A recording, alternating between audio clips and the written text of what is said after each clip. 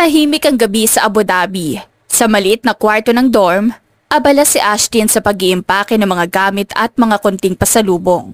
Sa wakas, uuwi na siya sa Pilipinas matapos ang 3 taong pagtitiis at pagtatrabaho bilang OFW. Sa isip niya, sulit lahat ng pagod dahil makikita na niya ang nobyo niyang si Jeremy at ang matalik niyang kaibigan na si Chloe. Makakauwi na rin ako. Bulong ni Ashtin habang pinupunasan ng mga luha ng tuwa. Tinitigan niya ang lumang larawan nila ni Jeremy at Chloe. Magkasama at masayang masaya. Makikita ko na ulit sila. Sumilip ang kasamahan niyang si Rika sabay ngiti. Uy Ash, paalis ka na pala bukas. Excited na? Ngumiti si Ashtin. Sobra. Miss ko na silang dalawa. Si Jeremy, lagi nagpapadala ng mensahe. Si Chloe naman, siya ang nag-aasikaso ng mga pinapadala ko lalo na yung sa business at sa pera. Hindi ko to maaabot kung wala sila. Tingin ko? Sagot ni Rika. Swerte ka sa kanila. Sana ako rin may ganyang taong naghihintay. Mga kaibigan. Napatawa si Ashtin. Baka dumating din. Basta ako, uwi akong masaya. Pagdating ng araw ng flight, hindi maalis ang ngiti sa labi niya. Paglapag sa airport, agad niyang tinext na Jeremy at Chloe. Pero ilang oras nang lumipas, wala ni isang reply. Nang sa wakas ay nag-text si Chloe, nagulat siya. Ash, sorry, hindi ka namin masusundo. May emergency sa ospital. Kinabahan si Ashtin. Anong nangyari? Tanong niya, pero walang kasunod na mensahe. Mabilis siyang sumakay ng taxi papunta sa bahay ni Jeremy. Habang nasa biyahe, mariin niyang hawak ang bag. Pilit pinapakalma ang sarili. Siguro may sakit lang si Chloe. Baka nilalagnat. Kaya nasa ospital sila. Bulong niya. Ngunit pagdating sa bahay may kung anong mali. Tahimik. Sarado ang pinto. Kumalabog ang dibdib niya habang kumakatok. Pagbukas ng pinto, tumambad si Chloe. Naka-duster, maputla, pero may nakaumbok sa tiyan. Ashtin? Gulat na sambit nito, halatang hindi inaasahan. Anong ginagawa mo rito? Bakit? Hindi ba dapat ako narito? Tanong ni Ashtin, ramdam ang pag-init ng dugo sa muka. Sabi mo nasa ospital ka, pero heto ka, nasa bahay ni Jeremy at... Napatitig siya sa tiyan ni Chloe. Buntes? Hindi agad nakasagot si Chloe.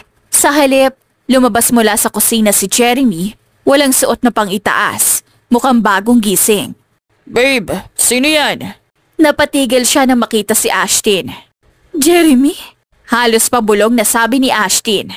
Ano to? Ash, let me Ash? Napasigaw si Ashtin halos mabingi sa sarili niyang tinig. Ano to, Jeremy? Ikaw ba nga man na pinagbubuntis ni Chloe? Sumingit si Chloe hawak ang tiyan. Ash, huwag ka muna magalit. Pakinggan mo muna kami. Hindi namin sinadya. Hindi sinadya? Lumapit si Ashtin, nanginginig. 3 taon ako nagpakahirap magtrabaho. Halos hindi kumain para lang makapagpadala tapos sinasabi mong hindi sinadya. Pinagkatiwalaan ko kayong dalawa. Ang kakapal na mga mukha nyo. Please, Ash. Sabi ni Jeremy. Lumapit pero pinigilan siya ni Ashtin. Wala kaming balak saktan ka. Pero may magiging anak na kami ni Chloe. Palapit na din kami magpakasal. Kailangan naming panindigan to, Ash. Anak? Napatawa siya pero mapait. Mga hayop kayo? Pagkatapos ko kayong pagkatiwalaan dito ang gaganti nyo? At ikaw, Chloe? Akala ko kapatid kita? Ilang beses kong sinasabing buti na lang nandyan ka para alagaan siya habang wala ako. Pero ikaw pala mismong sumira sa amin. Sa atin. Hindi mo kasi siya kasama, Ash. Singhal ni Chloe, biglang lumakas ang boses. Lagi mo siyang iniiwan. Puro trabaho ka lang. Ako nandito sa tabi niya nung malungkot siya. Tumigil si Ashtin, nanginginig ang kamay. So kasalanan ko pa. Kasalanan ko pang wala ako sa tabi niya kaya naman kinomport mo. Hindi yun ang ibig kong sabihin. Pero bago pa matapos ni Chloe, isang malakas na sampal mula kay Ashtin ang tumama sa pisngi niya. Yan ang para sa pagkukunwari mong kaibigan. Isa kang malaking sinungaling. Sigaw ni Ashtin. Ashtin! At ikaw, Jeremy? Hindi mo ako niloko lang. Ginago mo rin ako. Putol ni Ashtin, nagalit na sigaw. Kasabay ng isang malakas na sampal kay Jeremy. Napaatras si Chloe pero bigla siyang gumanti. Sinampal din si Ashton. Wala kang karapatang tawagin ako sinungaling. Hindi mo alam ang lahat. Nabitawan ni Ashton ang bag niya. Tama ka. Hindi ko alam kasi tinago niyo lahat sa likod ko. Sabay tingin kay Jeremy. At ikaw? Ang lalaking akala ko pinaglaban ako. Pero ang dali mong lumandi sa iba. Sa kaibigan ko pa talaga. At may magiging anak kayo. Wala ka kasing oras para sa akin, Ash. Sigaw ni Jeremy. Galit na rin. Pera lang ang pinapadala mo. Hindi ikaw. Hindi mo alam kung gaano ako nalungkot. Hindi mo alam kung ilang gabi akong umiiyak para lang mabuhay tayo. At anong kapalit? Ang babaeng pinagkakatiwalaan ko rin? Mga hayop kayo ang sasama nyo. Muling sinampal ni Ashton sa Jeremy. Yan ang para sa bawat gabing niloko mo ko. Ashton, tama na! Sigaw ni Jeremy. Pero si Ashton ay tuluyan ng sumabog ang galit. Gusto mo ng sariling pamilya? Na babaeng palaging nasa tabi mo? Sigaw niya kay Jeremy. Sige, alagaan mo yung anak nyo. Pero sana, pag tumingin ka sa kanya, maalala mo bunga siya ng pagtataksil nyo.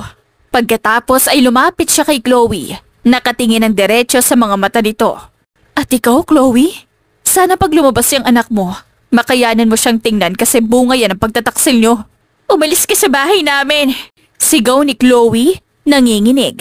Bahay nyo? Ngumiti si Ashton. Mapait.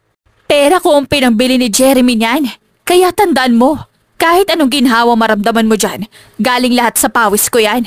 Tumalikod siya at habang palabas, sumigaw si Jeremy. Ash! Tapos na tayo! Ayoko na! Si Chloe na ang mahal ko! Ngumiti si Ashton ng malamig. E di magsama kayong dalawa? Wala na akong pakialam. Pero hindi ko hahayaan na maging masaya kayo. Ipaparamdam ko sa inyo buhay na nahihirapan dahil lahat ng meron kayo. Ako ang dahilan. Maghanda kayo. Hindi kayo magiging masaya. Lumipas ang 2 linggo mula nang mahuli ni Ashton sina Jeremy at Chloe. Akala ng lahat, umalis na siya papuntang ibang bansa. Pero ang totoo, nanatili siya sa Pilipinas. Nakatira muna sa bahay ng pinsan niyang si Lara sa Laguna. Tahimik lang si Ashton roon, pero sa loob ng kanyang isip, parang bulkan na handang sumabog sa galit anumang oras. Habang kumakain sila ni Lara ng tanghalian, nagsimula itong magkwento. Ashton, narinig ko sa kapitbahay namin sa Maynila. Sabi ni Lara habang naglalagay ng kanin sa plato niya. Nagpakasal na raw agad sina Jeremy at Chloe. Napahinto si Ashton sa pagkain, bahagyang tumaas ang kilay. Ang bilis naman nila. Akala ko aksidente lang yung pagbubuntis. Umiling si Lara. Sabi ng kakilala ko parang hindi rin masaya. Ang unang pagsasama nila bilang mag-asawa, lagi raw nag-aaway. Si Jeremy walang trabaho, si Chloe palagi nagrereklamo na wala silang pera. Tahimik lang si Ashton, pero ang ngiti niya ay may halong pait. Ganyan talaga siguro kapag kinuha mo ang hindi para sa'yo. Anong plano mo ngayon? Tanong ni Lara, halatang may halong kaba pero curious din. Ngumiti si Ashton. Hindi ko sila pahihirapan agad. Mas masarap yung dahan-dahan. Gusto kong maramdaman nila kung gaano kasakit maloko at magago. Gaya ng ginawa nila sa akin. Pagkatapos nilang kumain, umakyat si Ashton sa kwarto. Binuksan niya ang laptop at inilabas sa mga dokumento, mga titulo ng lupa, bank statements, at kontrata ng sasakyan. Lahat iyon ay nakapangalan sa kanya. Hindi mo alam, Jeremy. Mahina niyang bulong habang nakatitig sa screen. Habang iniisip mong nasayang ang perang pinaghirapan ko, hawak ko pa rin lahat ng yun. Pumasok si Lara, nagdala ng juice. Ano yung ginagawa mo? Mga papeles ng mga ari-arian namin dati. Sagot ni Ashton. Bago ako umalis, sinigurado kong nasa pangalan ko lahat. Napangiti si Lara sabay tawa. Ang talino mo talaga. So, anong unang gagawin mo? Simple lang. Sagot ni Ashton habang sinasara ang laptop. Gaya ng sabi ko sa'yo, Lara, ipaparamdam ko sa kanila kung anong pakiramdam ng niloko ng lahat. Hindi biglaan, kundi paunti-unti.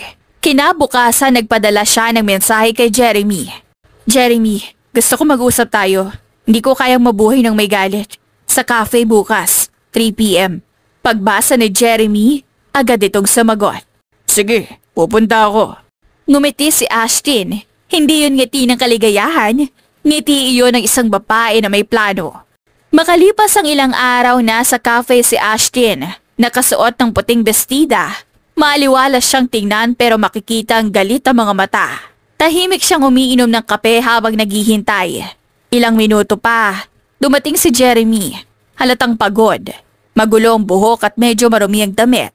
Pagkakita niya rito, huminga siya ng malalim. Umupo ka, sabi ni Ashton ng malamig. Tahimik silang dalawa. Tanging maririnig ay ang tunog ng tasa at mga taong nag-uusap sa paligid. Pasensya na, unang sabi ni Jeremy. Di ko sinadya lahat, nagkamali lang ako. Nagkamali? Ulit ni Ashton, malamig ang tono.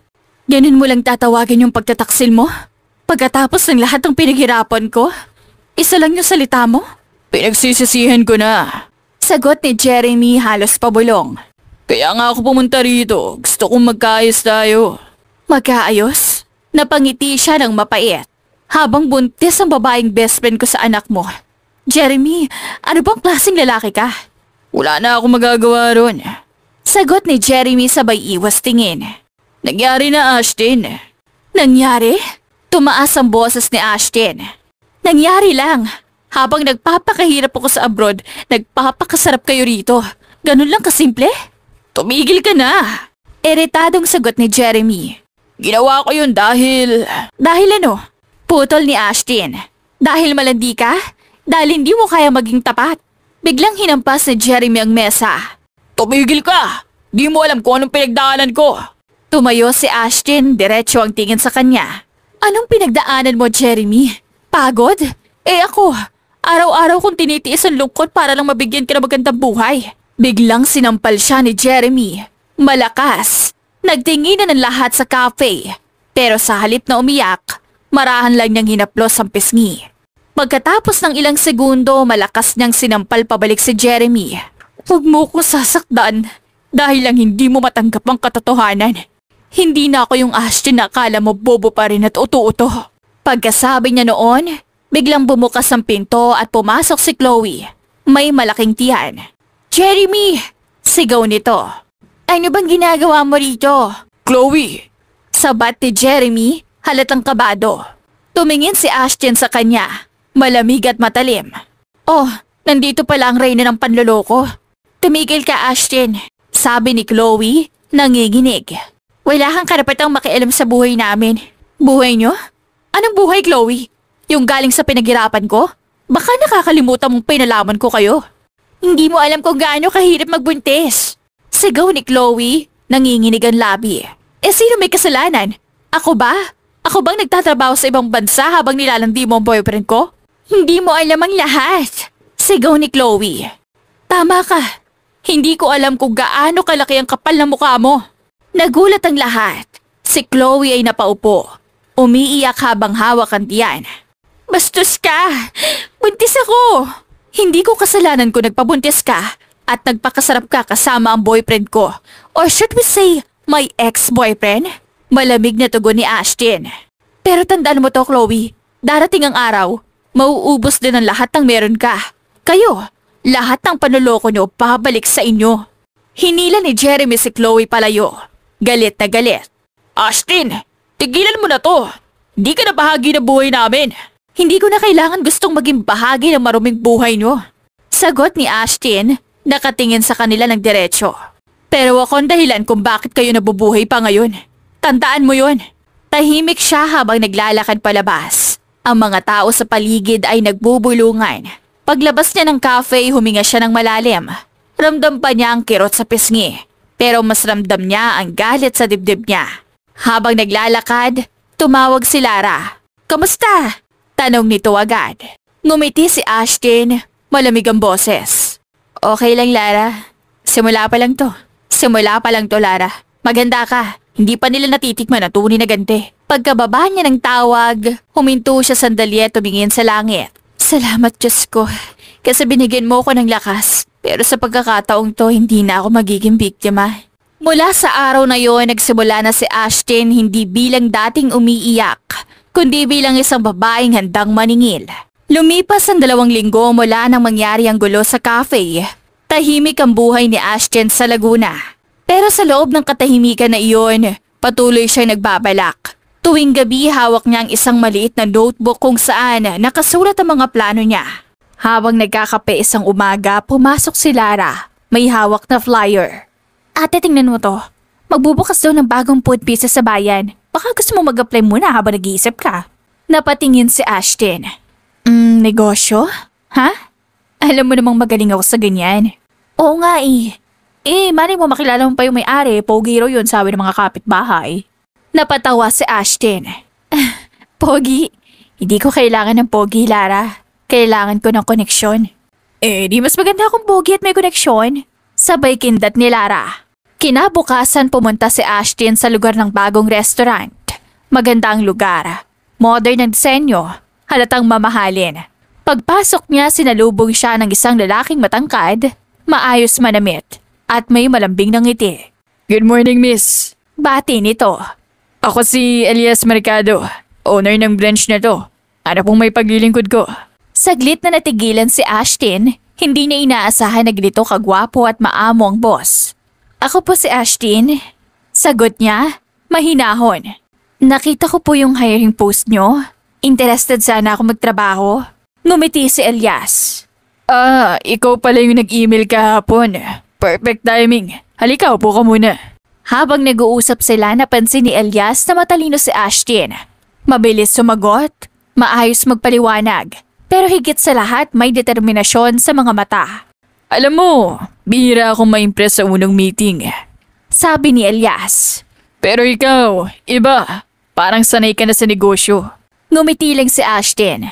Siguro kasi dati, ako yung nagbubuhos ng lahat ng pagod at pera para sa mga taong maling pinagkatiwalaan ko. Tumaas ang kilay ni Elias.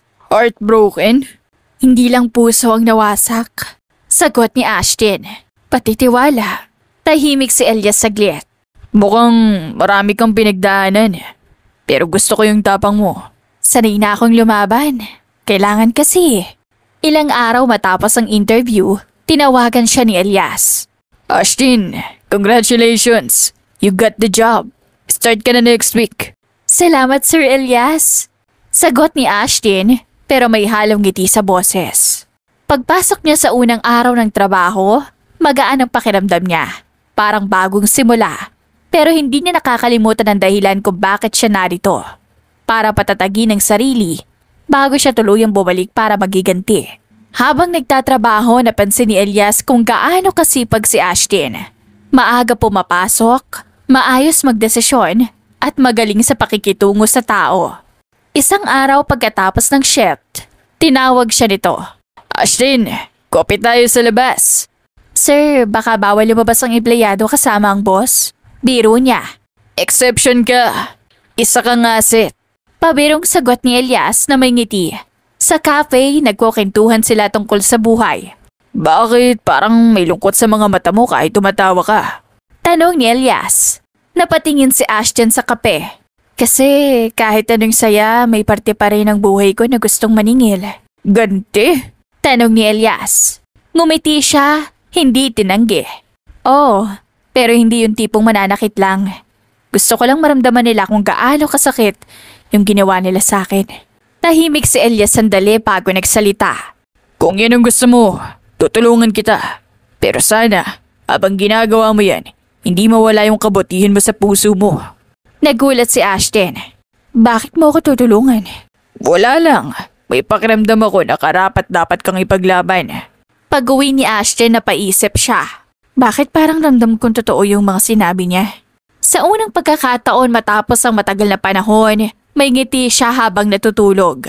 Makalipas ang ilang linggo, naging mas malapit sila ni Elias. Madalas silang magkasabay kumain, nagbibiruan, at minsan ay nag-aasaran pa. Ashton, alam mo parang hindi bagay sa'yo magalit. Sabi ni Elias minsan. Bakit naman? Kasi ang ganda ng ngiti mo. Sayang kung gagamitin mo lang yan para sa ganti. Napatawa si Ashton. Kung yun lang ang paraan para matahimik ako. Baka may mas mabuting paraan. Baka minsan ang tunay na ganti ay yung makita nilang masaya ka kahit wala sila. Tahimik lang si Ashton pero sa loob niya may kakaibang kabog sa dibdib. Isang gabi habang nasa opisina siya at nag-aayos ng mga papeles, dumating si Elias. Hindi ka pa uuwi? Tanong niya. May inaayos lang akong report. Ikaw, ba't nandito ka pa? Sagot ni Ashton. Sinadya kita. Baka gusto mong sabay na tayong kumain. Hindi ka nauubusan ng dahilan, ano? Hindi naman dahilan, Ashton. Opportunity lang para makasama ka. Sagot ni Elias sabay kindat. Habang kumakain sila sa labas, napunta ang usapan sa mga pangarap. Saan mo nakikita ang sarili mo sa 5 taon mula ngayon? Tanong ni Elias. Gusto ko magkaroon ng sariling negosyo. Gusto kong ipakita na kaya kong bumangon ng mag-isa. Hindi ka naman mag-isa. May mga taong handang tumulong. Tulad mo? Tulad ko. Sagot niya, seryoso ang tono. Simula noon naging mas madalas silang magkasama. Unti-unti bumabalik ang sigla ni Ashton. Pero hindi rin niya nakakalimutan ang dahilan niya. Kaya isang gabi tinawagan niya si Lara. Lara, maganda ka. Panahon na para simulan ng tunay na ganti. Sa kabilang linya narinig ni Ashton ang excitement ni Lara. Ashton, sigurado ka na ba? Oo, pero hindi na ako babalik doon bilang mahina. Kasama ko na si Elias ngayon. Makalipas ang 2 araw, maaga pa lang ay gising na si Chloe. Nakaupo siya sa harap ng lamesa. Hawak ang cellphone at halatang balisa. Jeremy! Anong oras ka ba magigising? Sigaw niya mula sa kusina. Lumabas si Jeremy, magulo ang buhok. Ano na naman yan? Kakagising ko lang. Tingnan mo to. Wala nang laman ng account natin. Ni piso wala. Napakunot ang noo ni Jeremy. Imposible yan. Kagabi lang may laman pa yan. Nag-check ako. Bakit ngayon 0 na? Ano ginawa mo? Sigaw ni Chloe halos sa bunutan na ang buhok. Hindi mo walang binantay ng pera. Anong klaseng lalaki ka? Uy Chloe, huwag mong ibuntod sa akin to. Baka may glitch lang yan sa bangko. Glitch? O baka naman si Ashton ang may kinalaman dito. Balik ni Chloe, galit na galit. Sinasabi ko na nga ba, yung babaeng yun hindi papayag na wala siyang ginagawa. Nagpalitan sila ng sigaw. Chloe, tumahimik ka nga. Hindi lahat ng problema natin kasalanan ni Ashton. Hindi daw kasalanan. Kung hindi mo siya niloko, wala tayo sa sitwasyong to. Sabay hampas ni Chloe nagbaso sa sahig. Ang tanga mo! Tumigil ka nga! May kasalanan ka din naman kaya tayo napunta sa sitwasyong to. Sigaw ni Jeremy pero umatras siya nang lumapit si Chloe. Nagwawala. Huwag ka lalapit sa akin. Buntis ka pa naman. Buntis? Oo. Pero hindi ibig sabihin, hindi kita kayang sampalin. Sabay hampas ni Chloe sa dibdib niya. Kung mawalan ako ng anak, kasalanan mo yon. Habang nag-aaway sila, sa kabilang banda nakaupo si Ashton sa isang high-end cafe. Kalmado at naka-cross legs. Hawak ang tablet. Sa harap niya si Elias. Gwapo, maayos manamit. May aura ng lalaking may alam sa negosyo. Lahat ng accounts nila? Tanong ni Elias habang nakatingin sa mga dokumento sa tablet. Ngumiti si Ashton sabay higop ng kape. Please na. Pinutol ko lahat ng access nila sa joint accounts. Lahat ng gamit nilang credit cards. Kinansela ko rin. Lahat ng bills na nakapangalan sa akin. Wala na. Matindi ka talaga. Wala pa yan. Ito pa lang ang simula. Sa susunod, mismong negosyo nilang mawawala. Negosyo? Tanong ni Elias. Tumango si Ashton. May maliit silang food stall, di ba? Galing lahat sa puhunan ko. Pero walang alam si Chloe na nakapangalan sa akin yung permit. Isang tawag lang sa City Hall. Sarado yun. Tumawa si Elias. Grabe, parang chess game to. Isa-isa mong kinukuha lahat ng pyesa. Tumingin si Ashton sa kanya. Ang totoo, Elias, hindi ko gusto magpahirap ng tao. Pero minsan kailangan mong iparamdam kung anong pakiramdam ng iniwan na parang walang halaga. Masaya ka ba sa ginagawa mo? Hindi pa.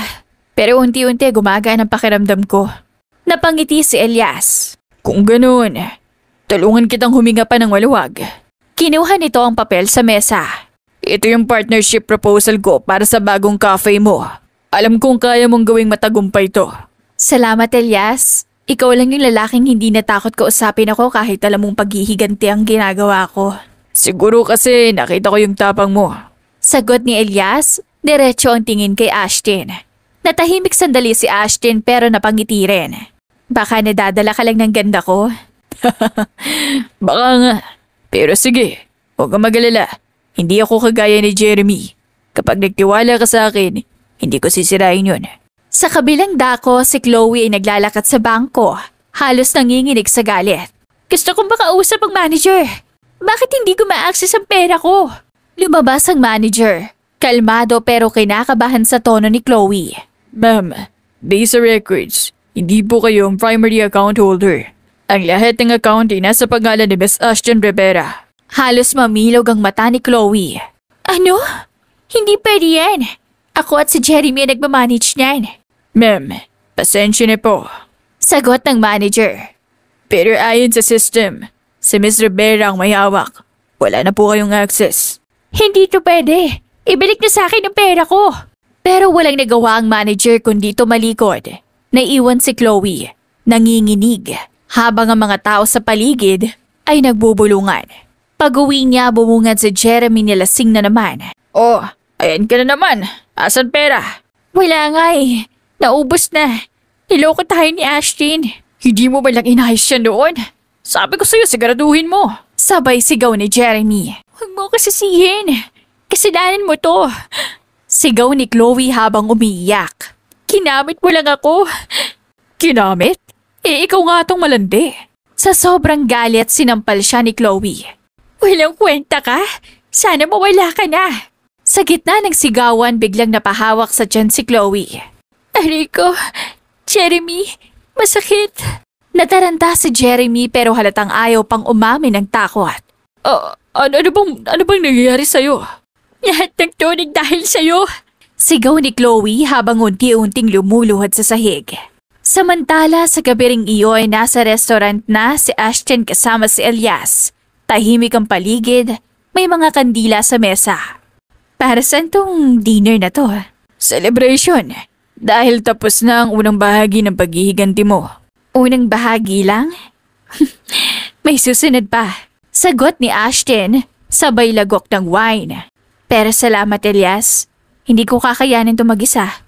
Tama ka. Kasi kung ako ang tatanungin mo, hindi lang kita tutulungan. Gusto kong maprotektahan ka. Bakit mo ginagawa to? Tanong ni Ashton, seryoso na ang tono. Dahil naniniwala akong ang mga nasaktan, kailangan ng taong maniniwala ulit sa kanila. Sagot ni Elias. Napatitig si Ashton. Baka napapul ka na sa isang taong puno ng galit. Baka nga, pero okay lang. Gusto kong makasama kahit yung galit na yun. Sandaling natahimik si Ashton pero sa unang pagkakataon, nakaramdam siya ng kakaibang kapayapaan. Siguro, ito na yung simula ng bagong buhay. At sa loob ng restaurant, si Ashton ay ngumiti, habang si Elias ay marahang tinatapik ang kamay niya. Simula pa lang to, Ashton, pero ngayong may kasama ka na, sigurado kung sa huli ko pa rin ang panalo. Ilang linggo makalipas, tahimik si Ashton habang nakaupo sa harap ng laptop. Sa screen, paulit-ulit yung pinapanood ang video. Isang recording ng pag-uusap ni Chloe at Jeremy noong araw na nahuli niya sila. Tinig doon kung paano nila pinagplanuhan ang panlilinlang sa kanya. Gamitin mo na lang yung pera niya, Chloe. Sabi ni Jeremy sa video. Wala naman siyang alam. Madaling mapapaikot yun. Basta, wag mo ako sisihin kung mahuli ka rin sa akin. Sagot ni Chloe sabay tawa. Pumikit si Ashton na tuminga ng malalim. Eto na. Bulog niya. Ito ang araw na matatapos na lahat. Pumasok si Elias sa kwarto. May hawak na kape at laptop bag. Ready ka na ba? Final check na sa video. Inedit ko na yung transition. Smooth na. Ikaw talaga, parang mas excited ka pa sa akin. Of course. Sagot ni Elias, umupo sa tabi niya. Hindi lang dahil gusto kong matulungan ka, kundi dahil gusto kong makita yung mga taong nanakit sa'yo. Bumagsak. Elias, salamat ha. Di mo kailangan magpasalamat. Ginagawa ko to kasi gusto kong makitang bumalik yung ngiti mo. Bahagyang namula si Ashton pero umiwas ng tingin. Tigilan mo nga yan, baka hindi na ako makapag-concentrate. Tumawa si Elias. O sige, serious mode. Pero promise, pagtapos na lahat ng to, magkakape tayo. No drama, no revenge. Just peace. Deal. Sagot ni Ashton sabay abot ng kamay niya. Nagkamayan silang dalawa pero hindi na nila agad binitawan. Kinabukasan sa malaking hotel sa Makati ginanap ang isang business gala. Dito madalas magpunta mga negosyante, investors at media.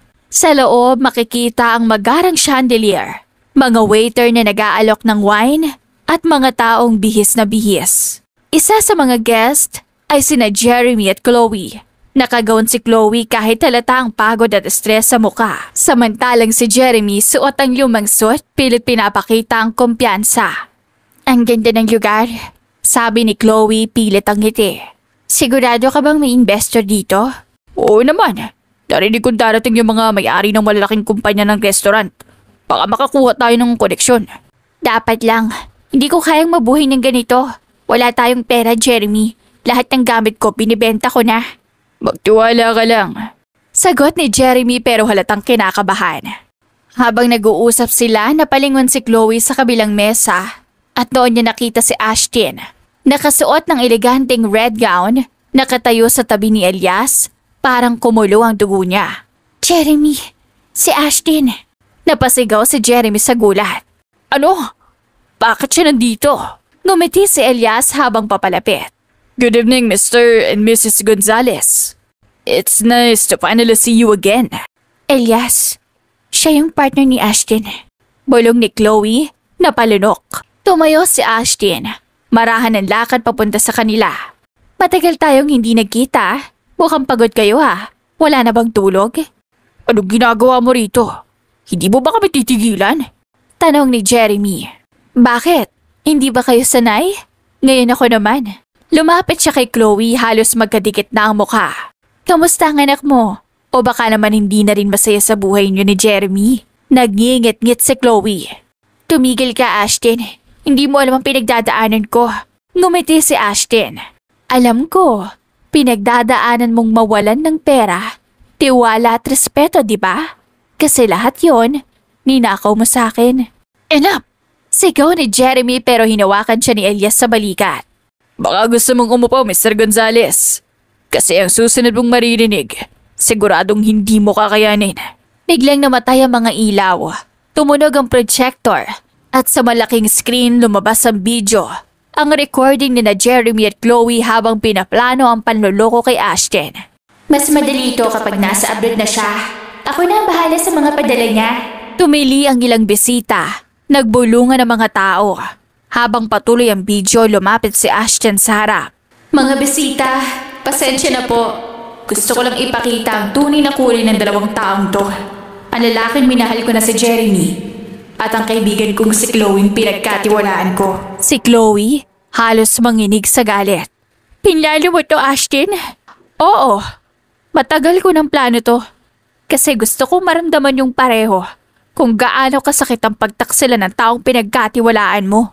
Wala kang karapatang gawin to. Sigaw ni Jeremy. Wala rin kayong karapatang gamitin ako. Kaya ngayon, patas na tayo. Lumapit si Chloe. Sinubukang sampalin si Ashton, pero mabilis siyang nasampal muna. Para yan sa lahat ng luha kong inaksaya sa inyo. At yung susunod, para sa mga pangarap kong sinira nyo. Sabi ni Ashton. Tinadyakan niya ang baso sa mesa. Nabasag ito at tumilapon ang wine sa gown ni Chloe. Nagsigawan ng mga tao. Si Jeremy naman, hinawakan ni Elias sa kwelyo. Alam mo, ang pinakamasamang lalaki yung ginagamit ang kabutihan ng babae para yumaman. Pero basta kakaya yung wala ng pera, wala pang dangal. Sabi ni Elias, malamig ang tono. Pinitawan niya si Jeremy na halos matumba. Tumalikod si Elias at tinawag si Ashton. Let's go! Tapos na rito. Lumakad si Ashton paalis. Taas noo, habang si Chloe ay umiiyak sa sahig at si Jeremy ay nakayuko. Walang makatingin sa kanila. Kinabukasan matapos sa nakakagulat na gala, parang flash na kumala sa social media ang video ni na Jeremy at Chloe sa Facebook, sa TikTok, sa YouTube. Halos lahat ay naglabas ng artikulo tungkol sa iskandalo. At sa bawat comment, puro batikos, puro galit, puro pangungutya. Ang kapal ng mukha ng babae. Ang gwapo pa naman ng lalaki, pero manloloko pala. Good job sa babae naglabas ng video. Dapat lang turuan ng leksyon. Sa isang maliit na apartment na halos walang laman, nakaupo si Chloe sa sahig habang umiiyak. Wala na siyang suot na magarang damit. Nakapangbahay lang at halatang hindi na natutulog ng maayos. Hawak niya ang cellphone. Paulit-ulit na pinapanood ang video na sumira sa pangalan nila. Jeremy, anong gagawin natin? Lahat Lahat ng tao galit sa atin. Pati pamilya ko ayaw na akong kausapin. Nakatayo si Jeremy sa tabi ng bintana. Nakayoko, hawak ang sigarilyo. Tama na yan, Chloe. Ako na ang gagawa ng paraan. Anong paraan ha? Wala na tayong pera. Wala tayong bahay. Kahit mga kaibigan mo tumalikod na rin sa atin. Tumahimik ka nga. Kung hindi mo sana pinailal yung pagiging makapal mo, di sana tayong papahamak. Makapal? Ako pa? Kung hindi mo ako pinasok sa kalukuhan mo, wala tayo dito. Pareho silang naglalabas ng galit. Pero sa gitna ng sigawan, biglang napahawak sa tiyan si Chloe. Daing niya, halatang masakit. Agad siyang napaupo, nanginginig. Chloe! Hey! Anong nangyayari? Diyos ko, huwag naman ngayon. Habang nakayuko si Chloe sa sahig, nanginginig ang mga kamay niya. Ay sakit, Jeremy. Ay sakit. Agad niyang kinuha ang cellphone at tinawagan ng ambulansya. Ilang minuto lang, dinala si Chloe sa ospital. Habang nasa hallway si Jeremy, hindi mapakali. Paikot-ikot siya parang mababaliw sa kaba. Lumabas ang doktor makalipas ng ilang oras. Mr. Gonzales, Sabi nito, seryoso muka. ligtas ang bata. Pero kailangan niyo magpahinga. Mataas ang stress level niya. Kailangan niyang umiwas sa anumang tensyon. Tumango si Jeremy pero halatang hindi sigurado kung paano gagawin niyon. Pagpasok niya sa kwarto, nakita niya si Chloe. Maputla, tahimik pero gising. Tumingin ito sa kanya na parang puno ng galit. Masaya ka na? Kung hindi mo ko pinakailaman, hindi sana ako ganito. Chloe, huwag ka naman ganyan. Inaalala ko lang, Hindi mo ako inaalala. Iniisip mo lang sarili mo. putol ni Chloe sabay lingon sa kabilang direksyon. Umalis ka. Ayoko kitang makita. Tahimik na lumabas si Jeremy pero bago siya makalabas ng ospital, may dalawang lalaki na lumapit sa kanya. Mga tauhan ng dati niyang investor. Mr. Gonzales, Sabi ng isa, malamig ang tono. oras mo na ng bayad. 2 linggo ka ng overdue. Naku, sir. Give me time. Magbabayad ako, promise. Wala nang promise. Paiwaran ka na. Maganda ka sa korte. Nang mabasa ni Jeremy ang papel, parang gumuho ang mundo niya. Isa-isang bumabalik sa kanya mga maling desisyon ang panlilinlang. Ang kasakiman, ang pagtataksil. At ngayon, unti-unti na itong kumakain sa kanya. Samantala si Ashton naman ay nasa kondo niya. Nakatanaw sa labas. Sa mesa nakapatong ang cellphone at tablet na puno ng notifications. Puro mensahe ng mga taong bumabati sa kanya. You're so brave, Ashton! You're an inspiration. Ang galing mo. Dapat sa mga maluloko ganyan ang pasusa. Ngunit sa kabila ng mga papuri, tahimik lang si Ashton. Walang ngiti sa labi. Pumasok si Elias, may dalang take-out na pagkain. Good morning. Bati niya sabay lapag ng food sa mesa. I brought breakfast. Alam kong hindi ka pa kumakain. Ngumiti si Ashton ng bagya. Alam mo talaga yan, di ko nga nagalaw yung dinner kagabi. Kumain ka muna. Baka masyado ka nang nag-iisip. Tahimik silang kumain sandali bago nagsalita si Ashton. Elias, natapos na yung ganti ko. Pero bakit parang may kulang pa rin? Tumingin si Elias sa kanya. Normal lang yan. Akala mo kapag nagawa mo na yung nais mo, automatic mawawala na ang sakit. Pero hindi ganun kadali. Kailangan mo pa rin patawarin sarili mo. Patawarin sarili ko? Pero wala naman akong kasalanan. Meron. Pinilit mong maging malakas kahit pagod ka na. Pinilit mong ngumiti kahit gusto mo nang umiyak. Hindi mo pinatawad sarili mo sa pagiging tao. Napatingin si Ashton sa kanya. Natahimik. Ilang sandali bago siyang ngumiti. Tahimik na silang kumain pagkatapos noon. Samantala sa ospital, hindi na nakayanan ni Chloe ang lahat. Araw-araw umiiyak siya. Nagsisisigaw kapag naririnig ang pangalan ni Ashton. Minsan nagsasalita siya mag-isa. Parang may kausap. Hindi ko siya pagsisisihan. Hindi ko siya pinagsisisihan. Sigaw niya minsan habang hawak ang tiyan. Pumasok ang nurse pero biglang binato ni Chloe ang baso sa pader. Umalis ka! Lahat kayo kakampi niya. Dumating si Jeremy halatang gulo-gulo. Chloe, ano bang nangyayari sa'yo? Tumawa si Chloe ng malakas na parang baliw. Wala. Masaya ako. At least, ako hindi nagkukunwaring santo gaya ni Ashton mo. Chloe, please. Sabi ni Jeremy pero halatang takot. Kumalma ka. Baka mapahamak ang anak natin. Anak? Wala ka namang alam sa pagiging ama, Jeremy. Wala kang alam sa pagmamahal. Habang nagsisigawan sila, pumasok ang doktor at pinakalma si Chloe. Pero mula noon, tuluyan na siyang nagbago. Hindi na siya ang dating mapagmataas at maingay ngayon. Isa na siyang malungkot, magulo at wasak na babae.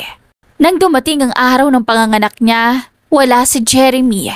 Nasa kulungan ito dahil sa kaso ng pandaraya sa investor. Nang nanganak si Chloe, maayos ang bata. Pero siya mismo, halos hindi na kumikilos. Parang wala ng buhay sa mga mata niya. Makalipas ang 3 buwan, iniwan na si Jeremy ng pamilya niya. Wala na ring dumadalaw. Araw-araw nakatingin lang siya sa labas ng bintana ng ospital. Paulit-ulit sinasabi ang iisang pangalan. Ashton, patawarin mo ko. Sa kabilang dako, mas gumaganda ang takbo ng buhay ni Ashton sa tulong ni Elias. Nakapagpatayo siya ng bagong negosyo na tinawag ng Second Chance Brew. Doon siya madalas magtrabaho. Tahimik pero masaya. Isang araw, habang abala siya sa counter, pumasok si Elias na may dalang bulaklak. Pwede, boss. Sabi niya sabay abot ng bouquet. Ano namang pakuluto? Wala lang. Gusto ko lang ipaalala sa'yo na deserve mong maging masaya. Hindi mo na kailangan sabihin yan kasi araw-araw mo na akong ginugulo. Aba, hindi to panggugulo. Tawag dito, consistency. Ganon. Kung ganon, consistent ka na rin sa pagiging corny. Okay lang. Basta ako consistent din sa pag-aalaga sa'yo. Ewan ko sa'yo. Pagkatapos ng ilang sandali sabay silang natawa. Kinagabihan naglakad silang dalawa papunta sa park. Malamig ang hangin at maliwanag ang buwan. Elias, salamat ha. Hindi lang sa pagtulong, kundi sa pananatili. Tumingin si Elias sa kanya. Di ko kayang umalis. Kasi pag nawala ako, sino pa ang tatawa sa mga banat mo? Loko ka talaga. Pero, totoo, kahit ilang ulit ka pang masaktan, nandito lang ako. Hindi para ipangako ko na di ka masasaktan ulit, kundi para siguraduhin hindi mo na kailangan mag-isa. Tumahimik si Ashton pero ngumiti siya. Pagkatapos ng ilang sandali, hinawakan ni Elias ang kamay niya. Hindi na siya tumutol. Sa ilalim ng buwan, sabay silang naglakad. Makalipas ang ilang araw matapos ang nangyari, mas kalmado na si Ashton. Parang nawala ang lahat ng sakit na nararamdaman sa dibdib niya. Pero may kakaibang kilig na laging nararamdaman niya tuwing naiisip niya si Elias. Nasa cafe siya ngayon, tahimik na nagkakape habang nakatingin sa labas ng bintana. Ramdam niya ang malamig na hangin at amoy ng kape na nakakapagpagaan ng loob. Oy, Miss Successful, sabi ni Lara habang umuupo sa harap niya. Aba, blooming ka ha. Di ko alam kung galing sa bench o sa lalaki. Napangiti si Ashton, pilit pinapakalma ang sarili. Ano bang sinasabi mo? Busy lang ako kaya siguro mukhang blooming. Busy sa kape o sa kakaisip kay Elias? Halata no? Pag binabanggit pangalan niya, nangingiti ka na parang teenager. Tigilan mo nga ako, Lara. Hindi ko naman alam kung anong meron sa kanya basta mabait siya. At lagi siyang nandyan. Yun na nga. Sign girl. Umiibig ka na. Kaya nga lagi mo siyang kasama. Baka mamaya may date na naman kayo. Napailing si Ashton pero hindi maitago ang ngiti. Hindi date. Business meeting lang pero siguro konting gala pagkatapos. Ayun naman pala. Business meeting raw pero may paggala sa dulo. Nako, alam ko yan. Habang nag-uusap silang magpinsan, pumasok si Elias sa cafe. Naka-white polo ito. Simpleng bihis pero halatang disente at maayos. Nang makita siya ni Ashton, ngumiti ito at kumaway. Good morning. Bati ni Elias sabay upo sa tabi niya. Sakto, may in-order na naman akong caramel latte para sa'yo. Paano mo nalaman na gusto ko yun? Instinct. O baka naman pinag-aralan ko na ang lahat tungkol sa'yo. Stalker ka pala ha? Teka lang. Sabi ni Elias habang tumatawa. Research lang yun. Gusto ko lang malaman kung ano nagpapasaya sa'yo. Napailing si Lara. Nako, ako na lang ata ang apple rito. Parang ako tuloy third wheel. Sige na nga, alis na ako, mag-usap kayong dalawa. Sabi niya sabay tayo bitbit ang bag. Ingat, lovebirds. Lara! Tawag ni Ashton pero nakalabas na ito. Naiwan silang dalawa ni Elias at biglang sumeryoso ang paligid. Tahimik sa ilang sandali. Tanging tunog lang ng espresso machine at mahina ang ulan sa labas. Pareho silang nakatingin sa tasa ng kape. Ang tahimik mo. Wala ka bang gustong sabihin? Wala naman. Siguro hindi pa din ako sanay na may kasama ulit akong lalaki sa ganitong moment. Ngayon? Ngayon, masarap na ulit. Napangiti si Elias, halatang kinikilig din. Buti na lang pala sinamahan kita rito kung ganito pala epekto ko. Dadalhin kita araw-araw sa cafe. Grabe ka, hindi naman ako adik sa kape. Hindi sa kape, adik ako sa ngiti mo. Natawa si Ashton at tinakpan ang muka. Lumipas ang ilang minuto na puno ng tawanan at simpleng asaran. Nang paalis na sila, biglang bumuhos ang malakas na ulan. Si Elias agad naglabas ng payong, pero si Ashton mabilis na lumabas sa bubong ng cafe. Hoy, mababasa ka! Ngumiti si Ashton, nakataas ang kamay sa ulan. Hayaan mo, masarap pala sa pakiramdam. Parang malaya ulit ako. Lumapit si Elias. Tinakpan siya ng payong. Oo, pero baka magkasakit ka. Eh di alagahan mo ko. Sagot ni Ashton sabay tawa. Joke lang.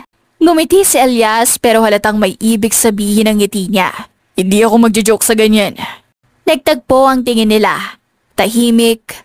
Sa gitna ng ulan parang tumigil ang oras. Walang salita. Pero pareho nilang alam, may kakaiba na sa pagitan nila. Samantala sa bahay ni na Elias, nakaupo ang kapatid niyang si Nina kasama ang kanilang ina na si Lyda. Nakita mo ba kanina si Kuya Elias? Tanong ni Nina habang kumakain ng tinapay. Ngumingiti mag-isa. Di ko alam kung sinasaniban o in love. Ngumiti si Lyda. Matagal lang seryoso ang kapatid mo, anak. Kung ngumingiti man siya ngayon, ibig sabihin may babae nagpasaya sa kanya. Si Ashton siguro yun. Sana lang, hindi siya tulad ng dati niya nakarelasyon. Sagot ni Nina. Hindi. Iba yung babae, kita ko sa mga mata ni Elias, totoo na. Kinabukasan maganda ang gising ni Ashton. Nakangiti siyang bumaba sa hagdan habang hawak ang cellphone niya. Napatingin siya sa screen. May mensahe mula kay Elias. Good morning, Miss Workaholic. Nagkape ka na ba? Kung wala ka pang kasama, free ako. Pabirong message ni Elias. Aba, maaga yata si Mr. Businessman ah. Sige, sabay tayo. Napapangiting tugon ni Ashton. Perfect. 10 a.m. same cafe. At this point, baka maging official meeting spot na natin to. Napailing si Ashton pero hindi mapigilan ng ngiti. Habang nag-aayos, napansin siya ni Lara na nakasilip sa pinto ng kwarto. Aba, may date na naman ang pinsan kong in love. Hindi ito date, Lara. Magkakape lang kami. Magkakape raw pero bakit ang ganda ng lipstick mo at may pabango ka pa? Natural lang to.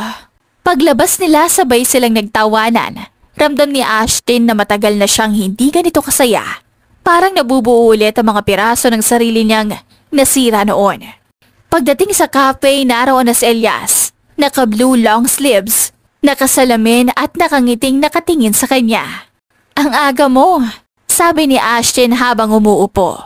Siyempre, sagot ni Elias. Hindi ako laging excited sa mga meeting pero ngayon iba eh.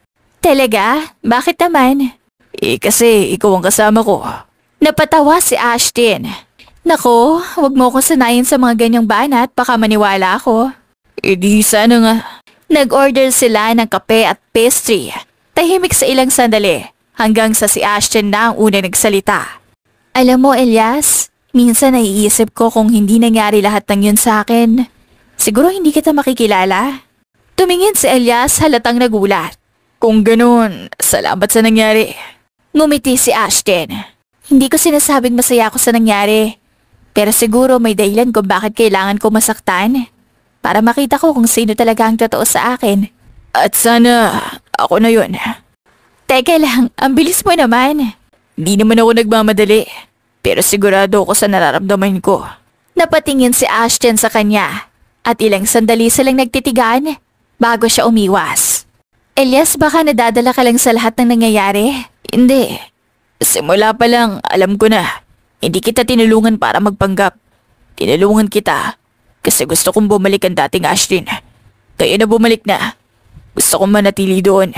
Hindi nakasagot si Ashton agad. Tumingin lang siya sa labas. Pinagmamasdan ng ulan. Pagkatapos nilang dalawa na magkwentuhan, ay agad na nagtungo si Elias sa kanyang opisina. Abala ang kanyang tropa na sina Marco at Ray sa pagtatrabaho. Pre, hindi na normal yan. Sabi ni Marco habang pinagmamasdan ng cellphone ni Elias sa mesa. Araw-araw ka nalang nakasmile. Siguro, indab na talaga. Dagdag ni Ray. Si boss, hindi na yan dating tahimik. Ngayon parang teenager. Napailing si Elias. Di naman ganun. Masaya lang ako. Masaya dahil kay Ashton? Tanong ni Marco sabay kindat. Napangiti si Elias. Siguro nga, hindi ko pa man sinasabi sa kanya lahat. Pero iba talaga siya. Alam mo yung pakiramdam na kahit tahimik kayong dalawa kapag magkasama kayo pero masaya ka pa rin kahit pagbastan mo lang siya? Pre, grabe ka na. Kung ganyan ka na magsalita, kasal na susunod na yan. Sabi ni Ray. Baka nga, pero ayoko siyang madaliin.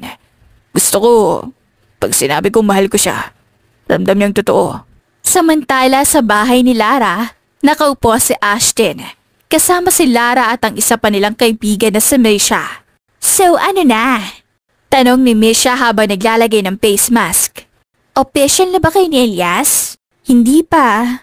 Pero ewan ko, parang unti-unti akong napapalapit sa kanya. Hayaan mo lang. Baka siya talaga yung para sa'yo. Sabi ni Lara. Pero natatakot ako. Ayokong masaktan ulit. Hinawakan ni Misha ang kamay niya. Hindi lahat ng lalaki katulad ni Jeremy. Si Elias, pinatunayan na niya kung gaano siya kabuti. Huwag mong parusahan yung taong may magandang intensyon dahil lang sa ginagawa ng iba. Tahimik si Ashton tapos gumiti. Oo nga no, baka oras na para bigyan ko ulit ng chance ang sarili kong magmahal. Kinagabihan mag-isa si Elias sa balcony. Hawak ang cellphone at nakatitig sa litrato nila ni Ashton. Iniisip niya kung dapat na ba niyang aminin ang tunay niyang nararamdaman. Sabihin ko na kaya, pero baka ma-overwhelm siya. Bulong niya sa sarili habang tinutugtog ang paborito niyang kanta sa gitara. Samantala, si Ashton naman ay hindi rin makatulog. Patuloy siyang nag-iisip sa mga sinabi ni Elias kanina. Napahawak siya sa dibdib. Ramdam ang kakaibang kabog ng puso. Ano to? Bakit ganito katindi? Mahina niyang tanong sa sarili. Sa gitna ng pagkalito, nagpasa siyang mag-message kay Elias. Kising ka pa? Tanong niya. Agad namang sumagot si Elias. Oo, ikaw din pala. Nagpalitan sila ng ilang mensahe na puno ng lambing at pag-aalala. At natapos ang gabi sa isang magaan na good night, Ashton, sweet dreams. Lumipas ang ilang linggo, palihim na ipinaparamdam ni Elias ang pag-ibig niya kay Ashton. Madalas silang lumabas, nagkakape, nagkukwentuhan. Kahit na in denial si Ashton, halata sa mga kilos niya na nahuhulog din siya. Sa isang gabing tahimik kasama si Elias, ang mga kaibigan niyang sina Ray at Marco sa bahay. Habang nag-uusap, binanggit niya ang plano niyang iharana si Ashton. Harana bro, sa panahon ngayon old school yan. Sabi ni Ray habang humahagalpak sa tawa. Ngumiti si Elias. Old school oo, pero totoo. Gusto kong iparamdam sa kanya na may mga lalaking marunong pa ring magmahal ng tapat. Napatingin si Marco at napailing. Yan na yung pag-ibig bro. Ingat ka, baka masaktan ka. Kinabukasan ng gabi, nagpunta sila sa bahay ni Ashton. Dala ni Elias ang gitara, speaker at bulaklak. Kinakabahan siya ngunit determinado. Bro, baka magising lahat ng kapitbahay. Sabi ni Marco, ngumiti lang si Elias. Basta magising si Ashton, okay na ako. Tahimik siyang tumayo sa tapat ng bahay at nagsimulang tumugtog ng harana ni parokya ni Edgar. Sa bawat nota ng gitara, ramdam ang kabog ng puso niya. Maya-maya bumukas ang ilaw sa itaas at si Ashton ay sumilip sa bintana. Elias, anong ginagawa mo dito? Naghaharana.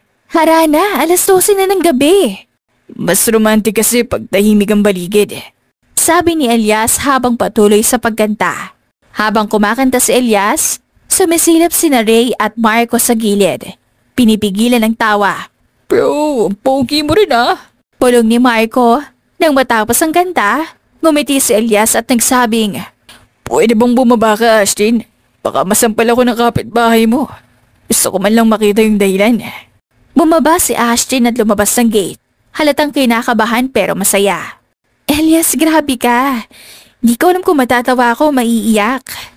Sana pareho. Para sa'yo. Wala namang okasyon. Gusto ko lang magpasalamat kasi tinuruan mo ako magmahal ng tama. Sagot ni Elias, sabay abot ng bulaklak. Natigilan si Ashtin halatang tinamaan sa sinabi. Ngayon lang may nagharana sa akin. Bulong niya. Buti naman ako ang una. Sagot ni Elias sabay ngiti. Biglang lumitaw ang pinsan ni Ashtin na si Lara. Gising na gising. Hoy! Ano tong harana sa labas? Grabe Elias, ikaw pala yun. Natatawang sabi ni Lara. Nakakakilig kaya. Ashtin, kung ako yan baka nalaglag agad ako sa harana pa lang. Lara! Sigaw ni Ashtin pero halatang natatawa rin. Tahimik na sandali. Tumingin si Elias kay Ashtin.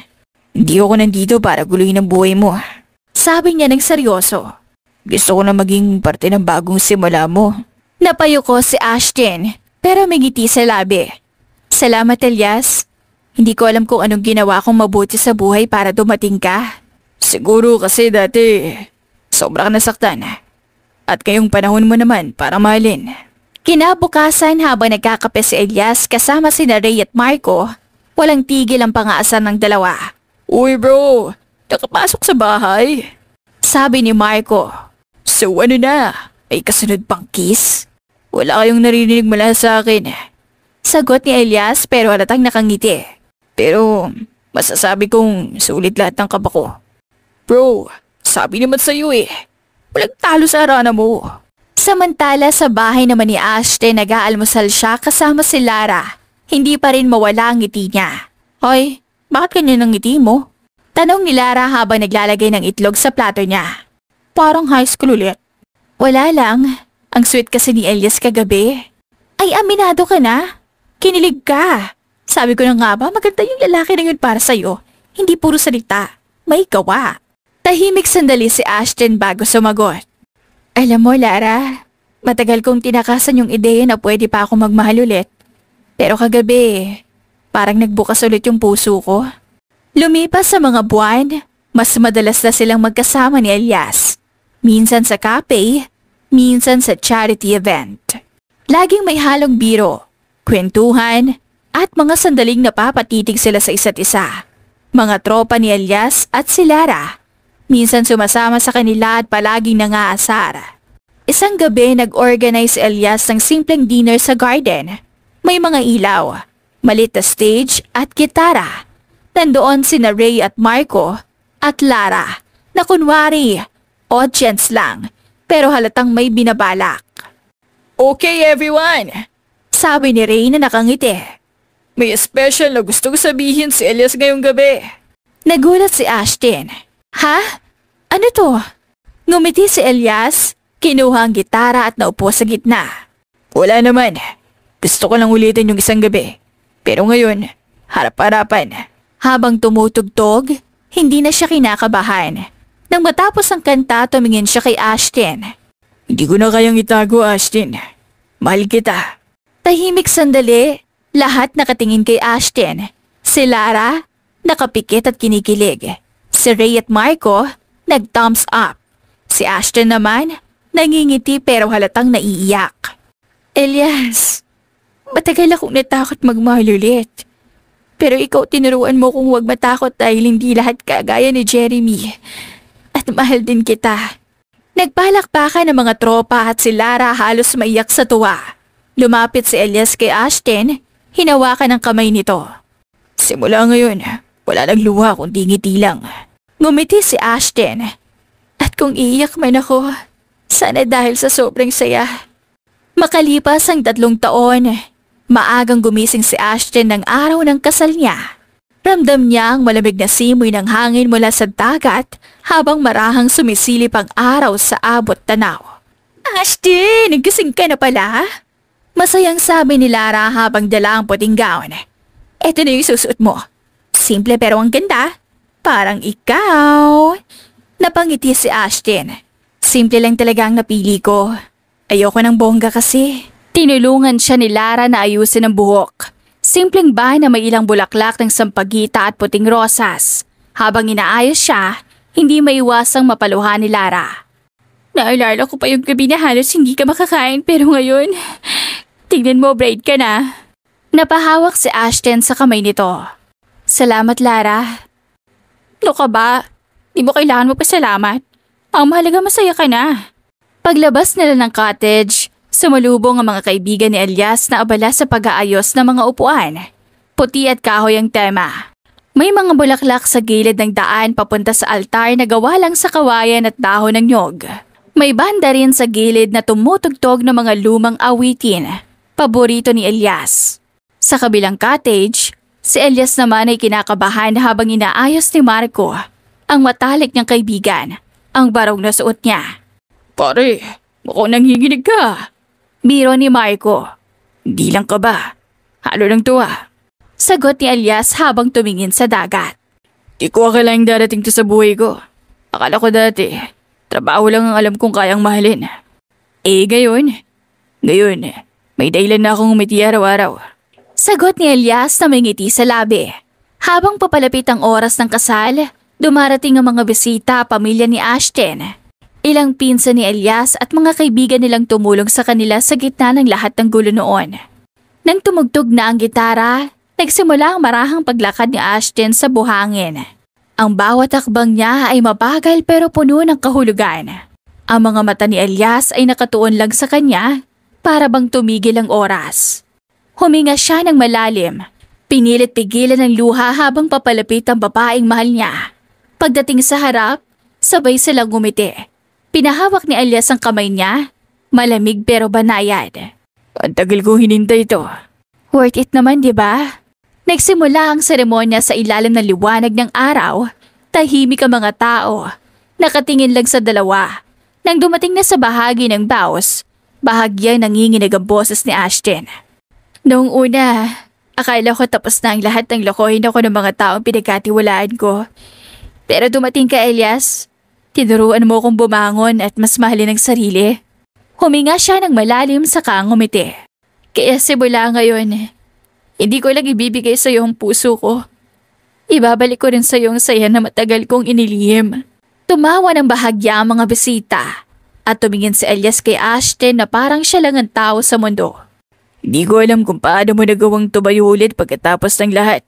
Pero gusto kong maging dahilan kung bakit hindi ka nababalik sa lungkot. Pinapangako kong sa bawat araw, pipiliin kitang mahalin kahit magulo, kahit mahirap, kahit umulan pa. Marahan niyang pinunasan ng luha ni Ashton gamit ang hinlalaki. Dahil ikaw ang tahanan ko. Palakpakan ng mga tao habang binibigkas ng pari ang huling mga salita. Magkahawak kamay ang dalawa. Sa ngalan ng pag-ibig at tiwala, ipinapahayag ko kayong mag-asawa. Hinalikan ni Elias si Ashton, hindi maalab, kundi puno ng pagmamahal at kapayapaan. Pagkatapos ng kasal, nagsimula ang simpleng handaan. May mga lutong bahay na pagkain, adobo, inihaw na isda, pansit at buko juice. Sa gitna ng tawanan, nagpresenta si Marco at ang banda na magharana. Para sa bago mag-asawa! Sigaw nila sabay tugtog ng harana ng parokya ni Edgar. Natawa si Ashton pero hindi may tago ang kilig ng yakapin siya ni Elias sa gitna ng kanta. Sumabay ang lahat ng bisita sa pagkanta. Pagkatapos ng kanta, nagpasalamat si Elias sa mga bisita, saka bumaling kay Ashton. Naalala mo yung unang beses kitang nakita? Of course. Akala ko suplado ka. Ngayon? Ngayon asawa na kita. Nagkatawanan silang dalawa at ang mga bisita ay napasigaw ng Kiss! Kiss! Kiss! Kaya't muling naglapat ang kanilang mga labi habang pumapalakpak ang lahat. Pagsapit ng gabi, tahimik nang umalis sa mga bisita. Nagpaiwan ang mag-asawa sa tabing dagat. Nakaupo sila sa buhangin, nakatingin sa mga bituin. Dati, ito yung eksenang iniiyakan ko. Pero ngayon, Ito na yung pinakamasayang gabi ng buhay ko. Inakbayan siya ni Elias. Ganun talaga. Minsan kailangan mo munang masaktan para matutong pahalagahan yung totoong saya. Tumango si Ashton saka humilig sa balikat niya. Sana noon pa kita nakilala. Kung noon pa tayo nagkita, baka hindi mo ko pinansin. Kasi iba ka na ngayon. Habang nakatingin sila sa alon, hinawakan ni Ashton ang kamay ni Elias. Salamat hindi lang sa pagmamahal mo, kundi sa pagtanggap mo sa lahat ng pinagdaanan ko. Wala ka dapat ipaliwanag, Ashton. Mahal na mahal kita. Napangiti siya sa kamarahang bumulong. Ang swerte ko. Hindi, ako ang swerte. Sagot ni Elias, sabay halik sa noo niya. Lumipas ang ilang buwan, masaya silang namuhay bilang mag-asawa. Binuksan nila ni Elias ang isa pa nilang branch sa cafe sa tabing dagat na pinangalanan nilang Bagong Umaga Cafe. Doon nila madalas pagmasdan ang araw na sumisikat. Paalala na sa bawat pagtatapos, may bagong simula. Minsan dumalaw si Lara at ang mga tropa nila. Grabe, parang fairy tale yung love story nyo.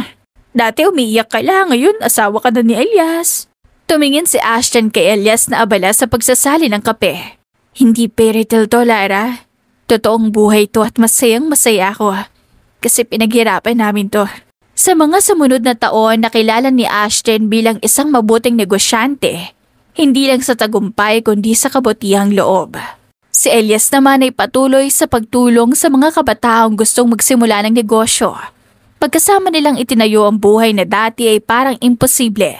Isang hapon, habang naglalakad sila sa dalampasigan, huminto si Ashton. Alam mo, Elias, minsan iniisip ko pa rin yung mga nangyari noon. Tumingin si Elias sa kanya, hinawakan ng kamay. At anong naiisip mo? Na kung hindi ako niloko, baka hindi ko natagpuan ang tunay na pag-ibig. Ngumiti si Elias. Kaya nga minsan yung mga taong nanakit sa atin, sila pa yung nagtutulak sa atin papunta sa tamang tao. Humalakhak si Ashton sabay yakap sa asawa. At least ngayon, sabi ni Ashton, hindi na ako nabubuhay para magiganti. Nabubuhay na ako para magmahal. Ngumiti si Elias at marahang hinaplos sa mukha niya. At habang buhay, ako magpapaalala sa iyo niyan. Minsan sa mga taong nanakit sa atin, natuto tayong maging matatag. Sa mga pagkadapa, natutuklasan natin ang tunay na halaga ng sarili. At sa tamang panahon, darating ang taong para sa atin talaga na magmamahal sa atin ng totoo. At sasamahan tayo hanggang sa pagtanda. Wakas!